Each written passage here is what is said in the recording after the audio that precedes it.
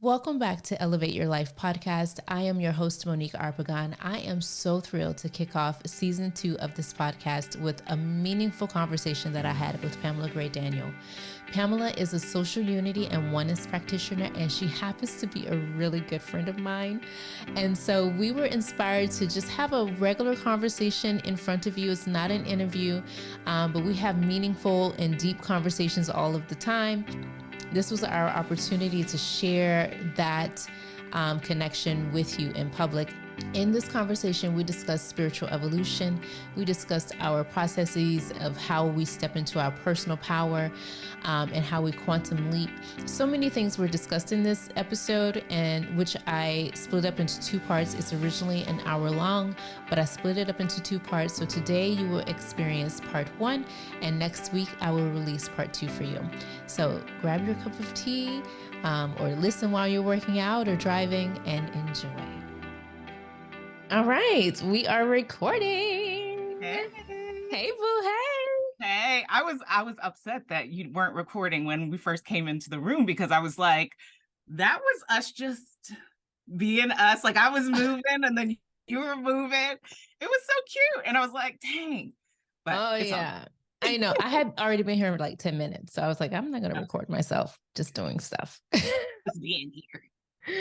So my love, my dear, my darling, my hamburger, I'm so excited to be here with you.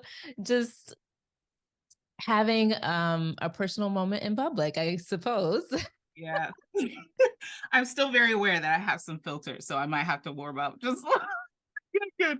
Okay. Yeah, this chair is my anchor. So I'm like I'm like going in and out of like, just be with Monique. So that's okay. So, my darling, my hamburger, what is lighting your soul on fire in this, not like this moment, like with us, but just in life in this week?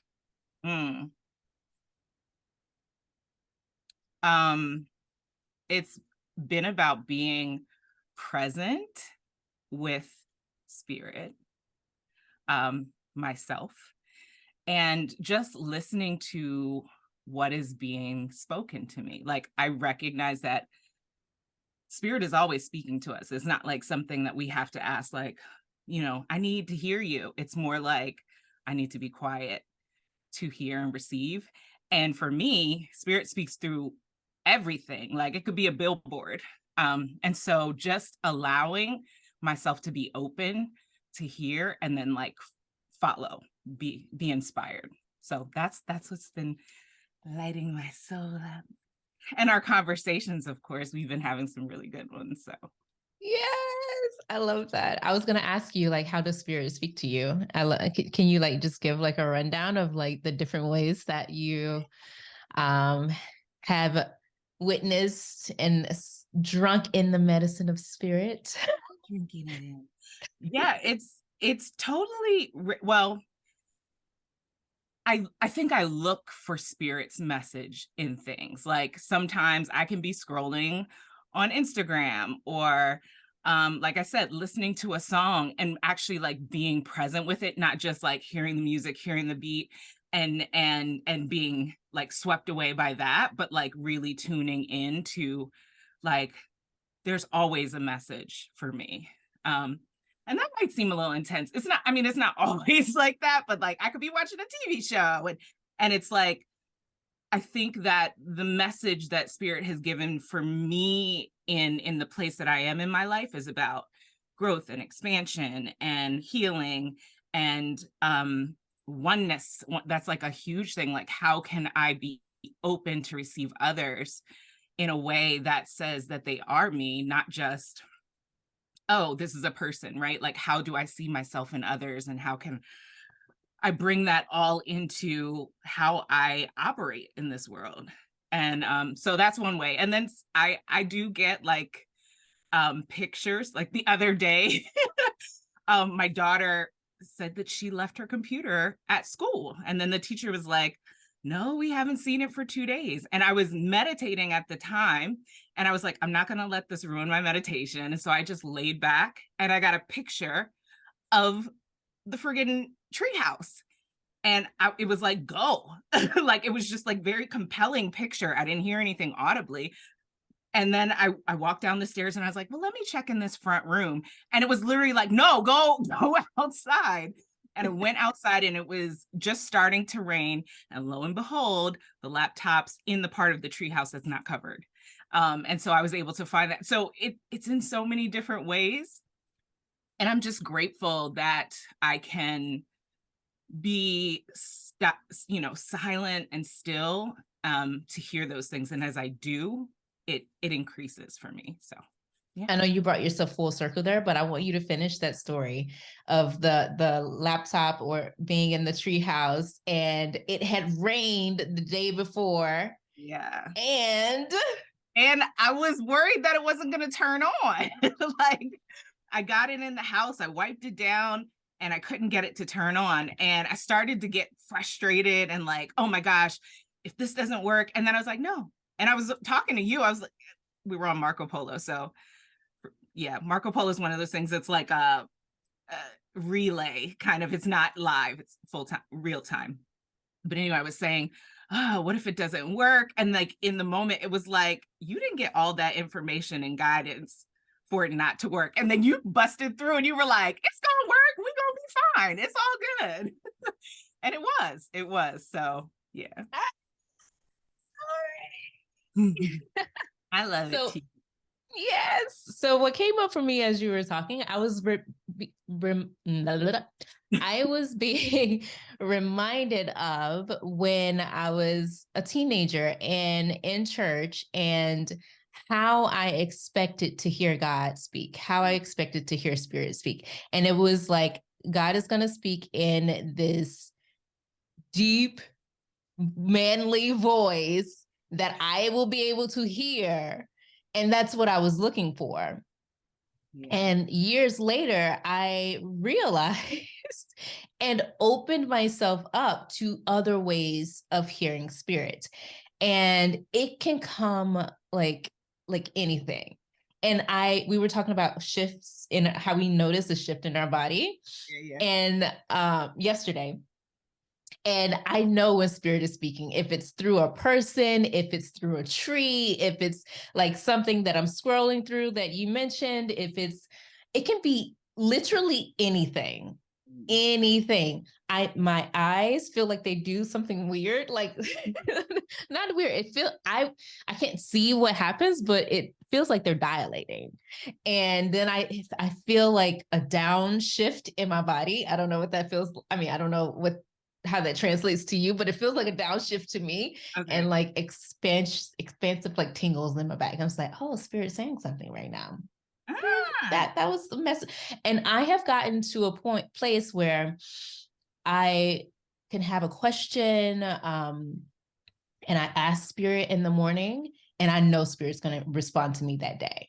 I know, and it never fails. And I'm just like, yes. And so one more thing. And yesterday, I was moving through some stuff and I didn't even ask a question.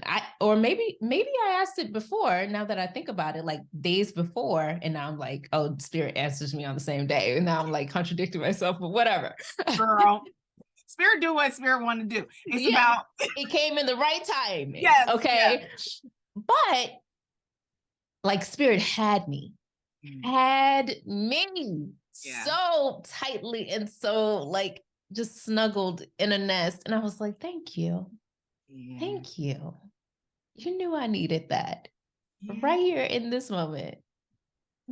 Okay, hold on. Wait, I want to go back to when you were saying like it's a downshift in your body, because like in my mind, what I heard was, when you're downshifting in a car where it's like, it's in that higher gear and it's going fast, but it's like, and it's like this slowing down. Is that what you mean? Yes. Okay, that's literally what I heard in my ears when you were saying downshift, and you were like, I don't know if you know what that means. I was like, I think I do, but let me just ask. I love that. So thank you for bringing me full circle, because I was about to move on to something else. But I just wanted to share that because, I think it's important to know that Spirit can speak in many, many different ways, in a conversation, in a note that you pick up that you wrote like 20 years ago, and you're like, oh my gosh, I needed that right now in this very moment, through a child. I remember a time when I was asking Spirit, should I continue with my business? And at the time, I was naming my program the Lotus Method. And my son, who I had never said the word lotus to, said the word lotus. I can't remember like all of the specifics, but I remember him saying lotus. And I was like, okay, here we are. Thank you, Spirit. Yeah. So Spirit just is so, so, so smart. And I love that. Yes. Divine intelligence. You know, as you were talking, I'm recognizing that we're using spirit and not saying God or universe or like, but and it's interesting because I've had this shift because I grew up in the church. I know you did too, where, you know, we talked about God, and now I really like to refer to what I'm experiencing, the presence, as spirit, not as disrespect to God or anything like that, but because I recognize that in my mind.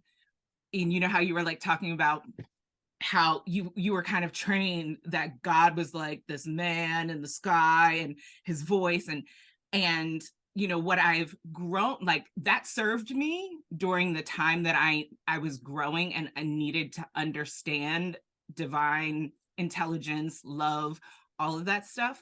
And I don't, you know, I don't despise the little things, like, and so I interchange with, you know, God a lot of times, but it depends on who I'm talking about, who I'm talking to rather. But I wanted to like name that because it's very prominent in our conversation. But what I was trying to say was that, you know, God in my mind sometimes is an individual. It's a man, and not, you know, that anything's wrong with that. But I understand God to be so much more. Like one of my favorite teachers, Michael Bernard Beckwith, he says, it's the presence that's never in absence. And, you know, we talk about how God is omnipresent, omnipotent, you know, all powerful. And yet when I think of that term God, like it's too small in my mind for the presence that is never absent, divine intelligence, unlimited love, intelligence. And so I felt like in my spirit that I wanted to name that, because I don't want anybody to feel turned off by that. We're not saying God doesn't exist. We're just saying I have a greater understanding about what God is, and I want to live in integrity to that knowing, because when I live in integrity to that knowing, I don't see God as jealous God, like that's a man, a human characteristic. I understand that it's everywhere in all things. And so when I approach you, I see spirit in you. And when I approach even my enemy, that's a part of oneness, or this idea that we have enemies, is that God, spirit, divine source is in all. And so when we recognize that, we treat people differently. We treat circumstances differently. We know that we live in a friendly universe that was created with balance and also some chaos. And so, but it's balanced. And so, yeah, I just felt like I wanted to name that little piece since we're talking about spirit. How did that land for you? I was thinking about, well, one thing that I heard Oprah speak about, this isn't going to be her exact language, it's going to be my interpretation, but she was speaking to a young actress, and she was talking about how you know, she was raised in the church, and she had a view of what God was, and how her view has now expanded. She didn't say that, you know, God is no longer out, or God is no longer what I used to think, but I have an expanded view of what God is. And I thought that was really beautiful, that she wasn't like putting, like just scrapping her past and creating something new, that she was expanding on it. So that's one thing that came up for me. And then the other thing that came up for me was the post that you sent to me today. And in that post, it was like the original Lord's Prayer and directly translated from Aramaic. Aramaic, yeah. Uh-huh. And how it said, the birther of the cosmos. Ooh. And I loved it. I loved it. I loved it. So for me, I mean, all of it is the same. God, source, the divine, our higher selves, nature, all of it is the same. Just whatever works for you gets you to the same place in my book. Yeah. Yeah. I love that. Yeah.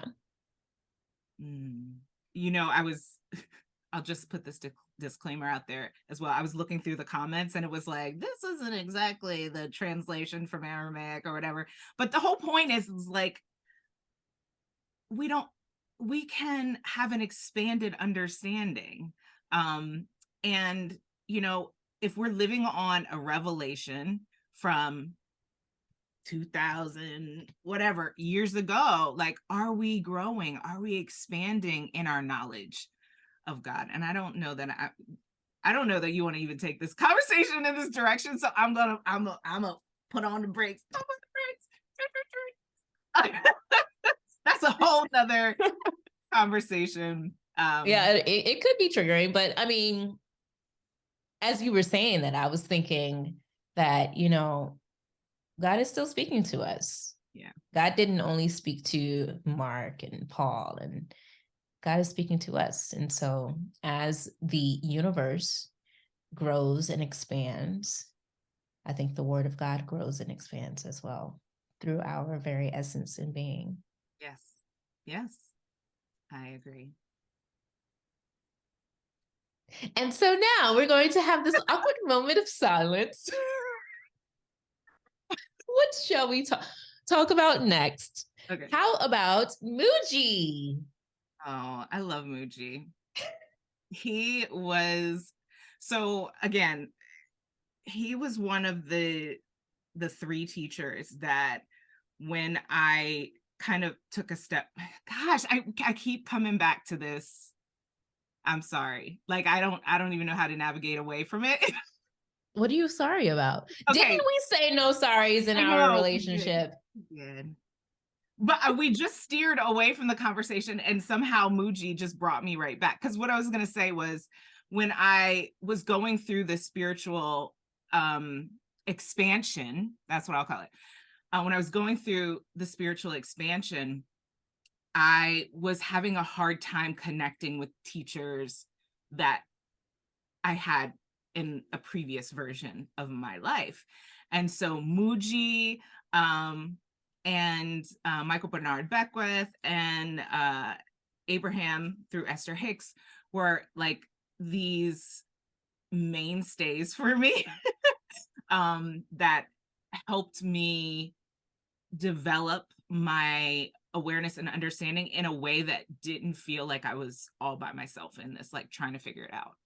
And like, I feel like I used each of them for a special thing. Like Muji is, I feel like if you listen to him forever, you'll just go live on a hill somewhere and and just connect with spirit, and like, not like, I would be a recluse if I just listened to Muji all day and I already have Nothing that matters. Nothing matters. You have no one to forgive. But I love it though, because it kept me rooted in this understanding of the spiritual realm in a way that it didn't negate the physical life, but it helped me navigate what was happening in the physical when it was just hard too. And then Abraham was like this very pragmatic, like, this is how you do it, you know. And then Michael Bernard Beckwith gave me still that church feeling, and that like the conviction, but not conviction. Like, it's like inspiration that just like lights your fire. And so, yeah, and I've expanded, you know, who I listen to as well, but those are kind of like, they're still my mainstays. Mm-hmm. Yeah. Mm-hmm. I love that. So I've seen you like transform over, when did we meet? 2020? It's so like it feels like it's been forever. So it doesn't even like I it had to be during COVID because we were all stuck in the house. Mm-hmm. Yeah.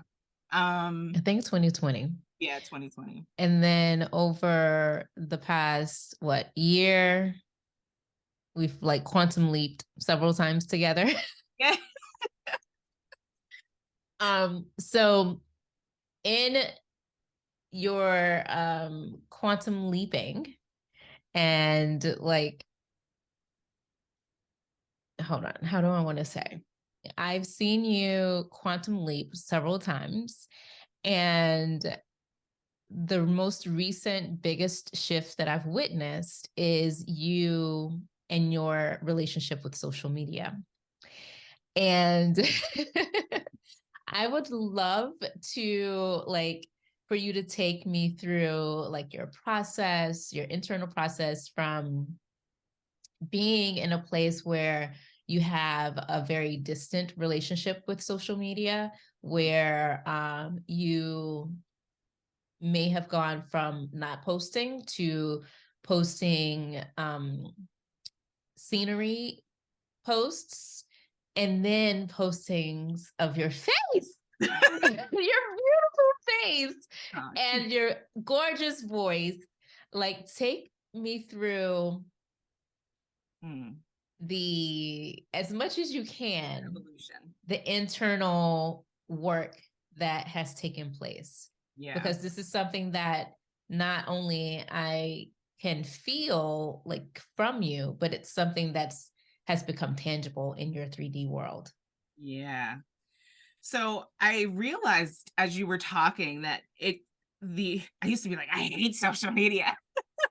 And that went back to a time where I was very vocal on social media. I shared a lot. I had a lot of people who were in my life who I felt that I had influence.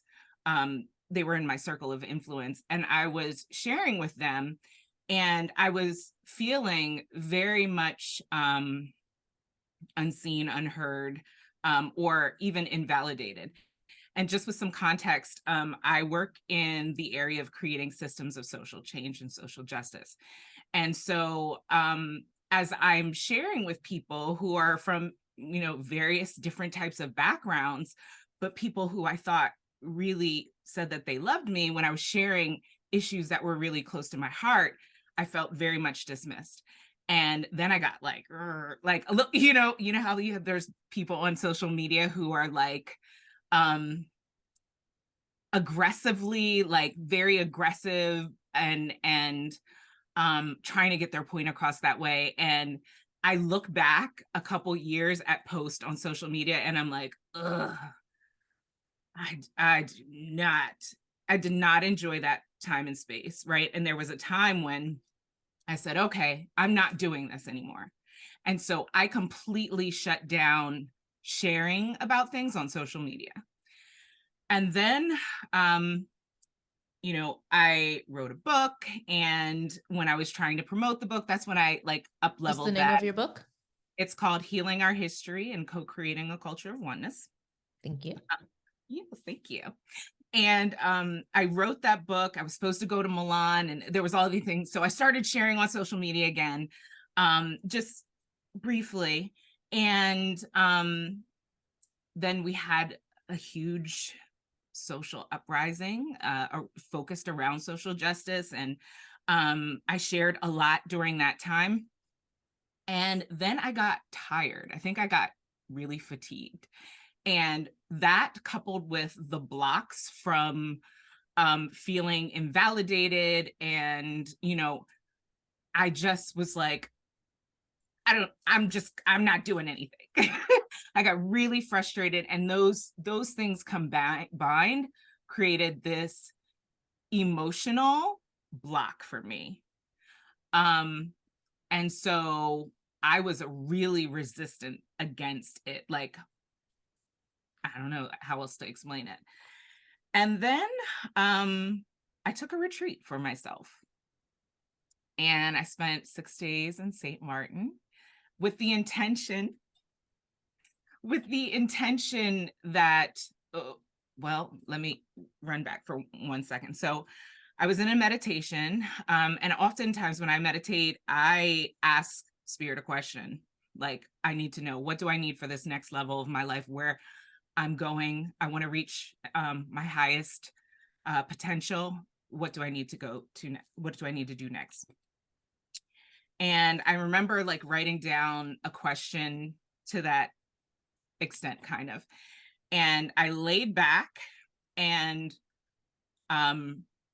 spirit was like, there's something that you need for where you're going. And didn't say what it was. It was just like, there's something else that you need to get to where you're going next, for what comes next. I remember that specifically. It was for what comes next. So I went on this retreat with the intention that I was going to open myself up to what comes, the thing that I need to gain for what comes next. And I also said, this is an opportunity for me to kind of document and just be open to sharing later on at some point, maybe privately, right? Not on social media. And what happened while I was there is I really feel like I just reclaimed parts of myself that had been suppressed or felt wounded. And I spent a good amount of time, like not just writing, but working on myself, like with intention. And I don't know, when I came back, I was different. And I didn't like, it was a lot of like, I'm just going to do what lights me up. And this is fun right now. So if I'm here for a long period of time and I'm having fun, that's what I'm going to do. If it stops being fun, then I'm going to find something else that's fun for me, because you see a lot of people get burnout from social media, and I don't want to have to like, okay, this is when I got to post at this time and this time, and I got to do 3 videos. I'm not doing all that. I just am not. I'm doing it because it makes me happy and I'm following my bliss. And that's it. That's it. That's awesome. When we do the work on the inside, it makes the actions come easier. Yeah. And that's the work. I know we talked about whether we like the word work, or it was really whether I like the word work. I'm like, I like it because it is work. It is. It takes effort. It takes a willingness to come back home to ourselves over and over and over again. If we do the internal work, then the actual physical, what do I want to say? I'm searching for a word that is that physical manifestation of it, maybe doesn't feel like work. Yeah. Because if we're using willpower, I often find that it has a bit of like anxiety underneath. Mm-hmm. Like I haven't worked on, do I feel worthy of the thing that I'm manifesting?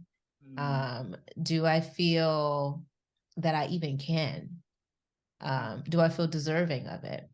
So for me, that's what causes like this underlying, bzz, that's how it feels, like bzz, underneath the actions, and it keeps, and so I feel rushed, and some people can get like addicted to that feeling, like they feel like they need that anxiousness to drive them forward, mm-hmm. when that's not actually true. And we can live in we can do things with ease if we do the internal work first. I found myself, I think I told you this already, that when I was taking time out to write down my vision for my business and figuring out my blocks and creating a hypnosis and all of these things. And I'm like, well, I'm not doing money-making activities right now, but it is, I feel like that part was more important than anything else, because I'm working on my energy. I'm tending to my vibration, and people can feel that. People can feel that. If I come on a live or a podcast and I'm like, well, I don't know if I trust my voice, my voice doesn't matter. You can feel that. Yeah. Whereas now I've done some work around me being in my full height, me knowing that my voice matters, and not now I've shifted. I didn't mean to get into this, but now I've shifted from get into it, girl. Now I've shifted from having a podcast with the intention of, okay, this is a space for me to heal my inner child. This is a space for me to use my voice so that my voice can be heard, even if it's not for anybody else but me, to shifting into a place where I know my voice matters. I know that what I have to say, it will land with somebody. Somebody needs it. And having a different intention for my podcast where it's not just for me. It's out of service. Mm-hmm. It's out of service because I now feel worthy to be in this position in front of this mic and having this beautiful, glorious conversation with you.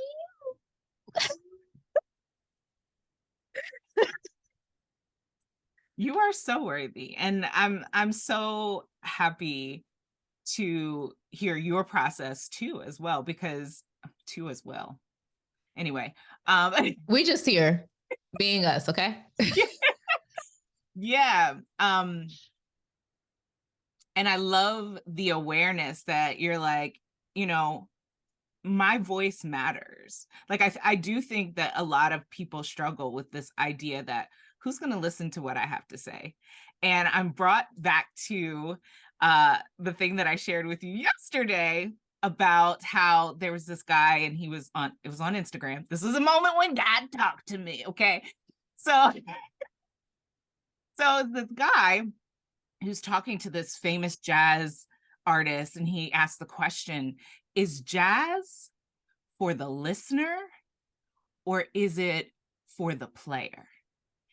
And the guy, I mean, he didn't even miss a beat. He was like, music is always for the listener, but the first listener is the player. And yes! Say it again. That what we have to say is always for the listener, but we are the first listener.